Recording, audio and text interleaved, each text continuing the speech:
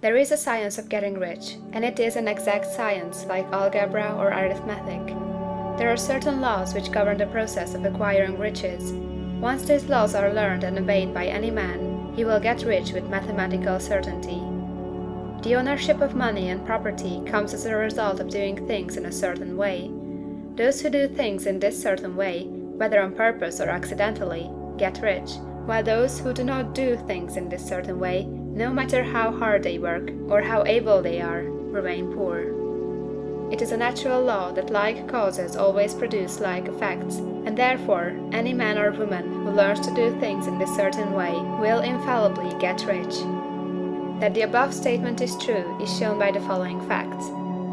Getting rich is not a matter of environment, for if it were, all the people in certain neighborhoods would become wealthy, the people of one city would be all rich, while those of other towns would all be poor, or the inhabitants of one state would roll in wealth, while those of an adjoining state would be in poverty.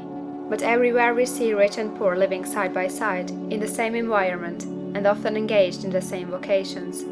When two men are in the same locality and in the same business, and one gets rich while the other remains poor, it shows that getting rich is not primarily a matter of environment. Some environments may be more favorable than others, but when two men in the same business are in the same neighborhood, and one gets rich while the other fails, it indicates that getting rich is a result of doing things in a certain way. And further, the ability to do things in this certain way is not due solely to the possession of talent, for many people who have great talent remain poor, while others who have very little talent get rich. Studying the people who have got rich, we find that they are an average lot in all respects, having no greater talents or abilities than other men. It is evident that they do not get rich because they possess talents or abilities that other men have not, but because they happen to do things in a certain way. Getting rich is not the result of saving or thrift. Many very penurious people are poor, while free spenders often get rich. Nor is getting rich due to doing things which others fail to do, for two men in the same business often do almost exactly the same things, and one gets rich while the other remains poor or becomes bankrupt. From all these things, we must come to the conclusion that getting rich is the result of doing things in a certain way. If getting rich is the result of doing things in a certain way, and if like causes always produce like effects, then any man or woman who can do things in that way can become rich, and the whole matter is brought within the domain of exact science.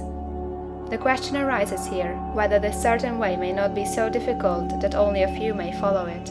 This cannot be true, as we have seen, so far as natural ability is concerned. Talented people get rich, and blockheads get rich. Intellectually brilliant people get rich, and very stupid people get rich.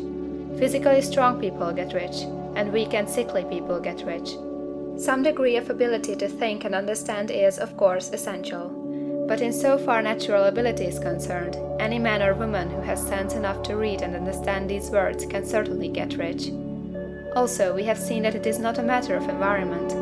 Location counts for something. One would not go to the heart of the Sahara and expect to do successful business. Getting rich involves the necessity of dealing with men, and of being where there are people to deal with.